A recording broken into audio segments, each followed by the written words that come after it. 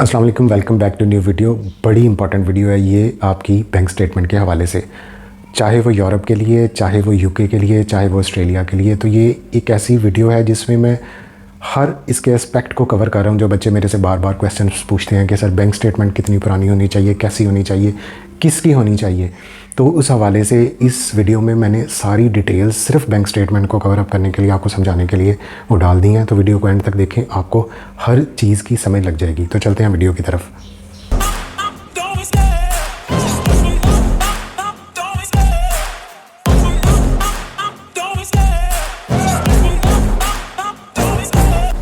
जी हाँ, तो bank statement की बात हो रही है। बैंक स्टेटमेंट होती क्या है? बैंक स्टेटमेंट एक्चुअली आपका एक फाइनेंशियल आपकी प्रूफ है आपका कि आपके पास इतने फ़ंड्स हैं। अगर आप सेल्फ़ स्टडीज़ के लिए बाहर जा रहे हैं तो आपके अपना जो ख़र्चा है, जो अपनी ट्यूशन फ़ीस है, जो लिविंग एक्सपेंस है, ये सारा कुछ जो है वो आप पूरा कर लें। देखें, आप जब स्टडीज़ एक्सेप्ट करते हैं तो आप सेल्फ़ फंडेड स्टडीज़ एक्सेप्ट करते हैं, आप कोई स्कॉलरशिप्स एक्सेप्ट नहीं करते। आपने अपनी जेब से, अपने वालिद की जेब से जो है वो पैसे लगाने हैं। तो उसका प्रूफ देखने के लिए एम्बेसी के क्या ये जेन्युइन है स्टूडेंट, क्या इसके ने कोई जो है वो फ्रॉड तो नहीं किया अपने डॉक्यूमेंट्स के हवाले से, तो वो इसलिए वो बैंक स्टेटमेंट को बहुत ज़्यादा इंपॉर्टेंस देते हैं, क्योंकि ये एक आपका फाइनेंशियल सोर्स है। ये वो पैसा है जो उनके मुल्क में जाना है, जो आपने वहाँ पे जाके सर्व करना है। उनको भी ये बैक एंड पे उनके माइंड में ये पता होता है कि स्टूडेंट जो है वो जॉब्स करके वहाँ पे दिहाड़ी लगा के जो है वो टैक्सियाँ चला के, फूड डिलीवरीज़ करके, रेस्टोरेंट्स में बर्गर्स बना के अपनी पैसे पूरे करते हैं। लेकिन फिर भी एज ए कागज़ों में इसको एक सॉलिड रीज़न आपका वो फाइनेंशियल बैकग्राउंड देखते हैं कि ये तो नहीं कि यहाँ से जो है वो मांगने वाला है और बाहर पहुँच जाए और वहाँ पे जाके इस पढ़ाई इसका मकसद ही ना, और सिर्फ ये जो है वो डॉलर या यूरो या पाउंड कमाने के लिए जा रहा है।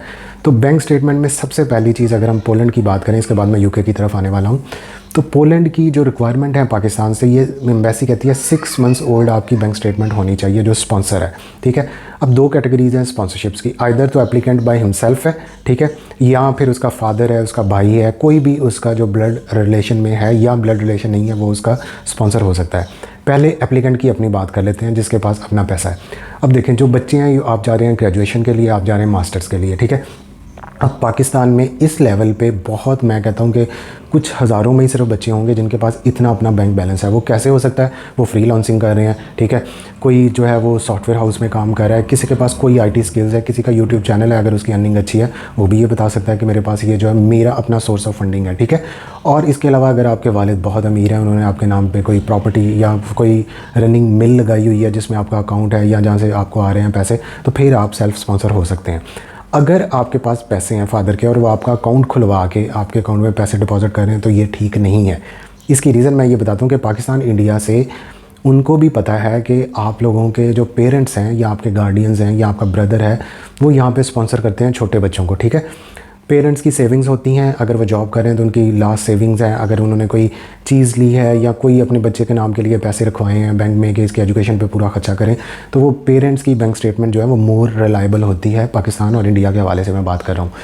तो अगर तो आपके फादर का बिज़नेस है, ठीक है, तो आप उसका जो है वो, अगर आप अपना बैंक अकाउंट शो करते हैं, आपकी बैंक स्टेटमेंट आपको एम्बेसी के लिए देते हैं, तो वो कम से कम जो है वो 6 मंथ्स ओल्ड हो, उनका FBR में रजिस्टर्ड हो, उनका NTN नंबर बना हुआ हो, उन्होंने लास्ट फाइल रिटर्न उस ईयर की हुई हो, फिर जो है वो आपकी एक अच्छी रिलायबल बैंक स्टेटमेंट होती है। क्योंकि एम्बेसी यहाँ पे उस बैंक में कॉल करके पूछती है कि क्या ये इस बंदे का अकाउंट यहाँ पे है या नहीं है, और इसमें कितना इस टाइम पे क्लोजिंग बैलेंस है। कुछ लोग ये भी गलती करते हैं कि बैलेंस उस टाइम पे रखवा लिया, बच्चे ने वीज़ा जैसे इंटरव्यू दे के आया, कुछ पैसे की ज़रूरत पड़ी, पैसे वहाँ से विड्रॉ कर लिए। देखिए, जब तक आपको पासपोर्ट वापस नहीं मिल जाता, आपने वहाँ से पैसे नहीं छेड़ने, ठीक है। वो आपका एक प्रूफ होता है कि जब बैंक में कॉल करती है एम्बेसी की तरफ से आती है मैनेजर को, तो वहाँ पे आपका जो है वो अकाउंट में बैलेंस होना चाहिए, लिक्विड फॉर्म में होना चाहिए।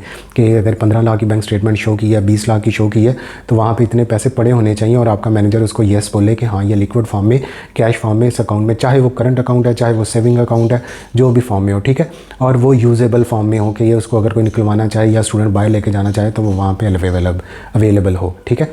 तो पोलैंड के लिए जो इस टाइम पे बैंक स्टेटमेंट की रिक्वायरमेंट है वो तकरीबन 15 लाख है कम से कम, और इससे ज़्यादा जितनी हो जाए उतना अच्छा। अब 1 करोड़ की बैंक स्टेटमेंट नहीं आपने शो करवानी, अगर वाकई आप में बहुत रिच हैं, आपके पास करोड़ों हैं, तो फिर कोई मसला नहीं है, आपका पूरा ट्रैक रिकॉर्ड होना चाहिए। इन्वेस्टर से ऐसे पैसे उठा के, फेक पैसे उठा के आप जो है 25-30 लाख की है, 1 करोड़ की, 50 लाख की बैंक स्टेटमेंट बनवाते हैं जिसका कोई पिछला ट्रैक रिकॉर्ड नहीं है। फॉर एग्जाम्पल एम्बेसी कॉल करती है, वो कहती है जी ठीक है, इसके बैलेंस में जो है वो अभी 70 लाख पड़ा है, लेकिन 2 महीने पहले का मुझे इसका बैलेंस डेट शो कर दें या उसका बता दें, तो वहाँ पे आपका मैनेजर बोल दे कि हाँ वहाँ पे तो इसके अकाउंट में ढीला है, तो फिर जो है वो आपकी बैंक स्टेटमेंट वहीं पे फ्लॉप होगी और आपका वीज़ा ठीक है। अब उसके बाद आ गया आपका, ये होगी पोलैंड के हवाले से। अब अगर हम यूके, पोलैंड में एक और चीज़ है, अगर आप सैलरीड पर्सन हैं, आपके पेरेंट्स, ठीक है, आपके फादर हैं, आपकी मदर हैं, अगर वो स्पॉन्सर कर रही हैं तो उनकी लास्ट 3 सैलरी स्लिप्स, ठीक है, इसके अलावा वो FBR में तो डेफिनेटली रजिस्टर होंगे, उनका टैक्स भी जाता होगा, उनकी लास्ट फाइल रिटर्न आपने शो करवानी है। तो ये वो बैंक स्टेटमेंट के लिए है, पोलैंड के लिए, ठीक है। अब हम आ जाते हैं यूके की तरफ। देखें, यूके के लिए आपकी जो आजकल की बैंक स्टेटमेंट रिक्वायरमेंट है वो कम से कम 50 लाख की होनी चाहिए। 50 लाख की इसलिए कह रहा हूँ कि यूके में फ़ीसें बहुत ज़्यादा हैं। आपकी 15,000 पाउंड आपकी फ़ीस है यूनिवर्सिटी की, ठीक है, और 13,000 है, 12,000 है, जो भी है। अब अगर तो किसी के पास अपने फंड्स हैं, वो सबसे बेस्ट है। आपकी 28 डेज़ की मैच्योर बैंक स्टेटमेंट जो है वो आपको रिक्वायर्ड है। अगर आपके पास आपने किसी इन्वेस्टर से बनवानी है तो उसको कहें कि मुझे फिजिकल फॉर्म में ये पैसा चाहिए, ये लोन की फॉर्म में, जो बैंक में जिसको कहते हैं कि फाइनेंसिंग अकाउंट है या लोन अकाउंट है, जिसमें सिर्फ 10% इन्वेस्टर रखता है, बाकी 90% बैंक की कंट्रीब्यूशन होती है, तो ऐसी बैंक स्टेटमेंट नहीं चलेगी और ना ही इसका कोई रिकॉर्ड होगा, ठीक है। तो हम बात कर रहे थे कि क्या फिर उसकी बेस्ट फिजिबिलिटी है। देखिए, यूके के लिए आप इन्वेस्टर के, अगर आपके पास पैसे नहीं है, आपकी पसली वाकई कमज़ोर है, और वैसे ही वो हर बच्चे की आजकल बहुत कमज़ोर है जो इनकी सेहत है, उनको देख के इनको इंग्लैंड की बजाय, लंदन की बजाय किसी हकीम के पास जाना चाहिए। तो बात ये है, कैसा तेरा मंजे दी पावेर का मुँह है।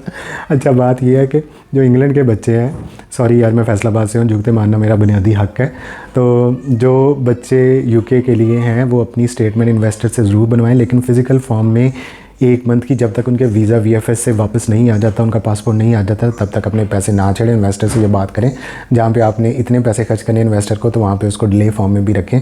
ये ना हो कि सारा प्रोसेस जो है वो आपकी बैंक स्टेटमेंट की वजह से जो है वो रह जाए। UKVI ने, यूके का जो नए इमिग्रेशन रूल्स हैं, जो यूके का होम ऑफिस है, ये आए दिन नई पाबंदियां लगा रहा है। यूके में स्टूडेंट्स को चेकआउट कर रहा है, इनकी जो है वो नई रिक्वायरमेंट्स, इनके स्ट्रिक्ट रिक्वायरमेंट लगा रहा है। तो इसलिए वहाँ पे, तो इसलिए अब कोई भी ऐसा पॉइंट, कोई भी जो वेरिफिकेशन पे आपका रह गया, तो ये वेरिफिकेशन से वो रह गया, तो फिर बड़ा मसला होगा आपके लिए, आपका वीज़ा 100% रिजेक्शन के चांसेस हैं। इसी तरह पोलैंड में जो बच्चे इंटरेस्टेड हैं, कोशिश करें कि किसी से मांग लें, किसी रिश्तेदार से मांग लें, अपने मामू से मांग लें, अपनी फुप्पी से मांग लें। फुप्पी बड़ी प्यारी होती हैं, भतीजों का बहुत करती हैं, तो उनसे पैसे मांग लें। किसी कज़न से अच्छी सलामदार रखें, उसे कहें यार बस मेरा वीज़ा लग गया, तो आप अपने पैसे ऐसा सच निकलवा सकते हो, ठीक है, अगर आप पे कोई ट्रस्ट करता है। अगर नहीं बनता, फिर इन्वेस्टर से कम 3 माह की स्टेटमेंट बनवाएं, कम से कम 3 माह की। उसे कहें कि मुझे मैच्योर बैंक स्टेटमेंट चाहिए, 15 लाख की 3 माह की बैंक स्टेटमेंट हो, जिसमें आपका फिज़िकली आप एकदम 15 लाख ना उसे कहें रखवाएं, कभी 2 लाख रख दिया, 3 लाख, फिर उसमें से 2,000, लेकिन इतनी ज़्यादा फ्रीक्वेंट भी ट्रांजैक्शन करने की ज़रूरत नहीं है कि यार ये था कि सूत्र मंडी कारोबार चल रहा है, आज ये 2 लाख रखवांदा कल कढ़ा रहा। तो थोड़ा सा नेचुरल वे में रखें, ठीक है। कोई एक दफ़ा, फिर अगर कोई ऐसा प्रूफ ऑफ फंड्स है, उसमें गाड़ी की सेल रसीद आप लगा सकते हैं, कोई प्रॉपर्टी की सेल रसीद है। हमेशा अपने डॉक्यूमेंट्स को जेन्युइन रखें, अपने डॉक्यूमेंट्स को फेक ना करें। कोई भी इसको इनकरेज नहीं करता। फेक डॉक्यूमेंट्स होंगे, आपके मुंह पे वो झूठ लिखा हुआ होगा आपके सामने, तो इसलिए कोशिश करें ये सारी चीज़ों को प्रॉपर कॉन्फिडेंस के साथ जो है वो कवर अप करें। कहते हैं ना, अकल के लिए भी, सॉरी नकल के लिए भी अकल की ज़रूरत होती है। मेरी सारी एग्जाम्पल्स पुट्ठियाँ होंगी हैं।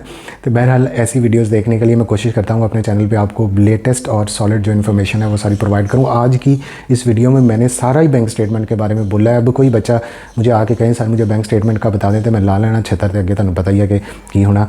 बहरहाल फिर भी मेरे च इन्नी कैपेसिटी नहीं है कि मैं तुहानूं आके जड़ा है ना, मैं तो यार बच्चों के रिप्लाई कर दूँ हर एक को। तो जो बच्चों का रिप्लाई नहीं जा रहा या उनको लेट जा रहा है, तो उनको मेरी तरफ से अगेन सॉरी। मैं इसको इम्प्रूव करने की बहुत कोशिश कर रहा हूँ और इंशाल्लाह कर भी दूँगा।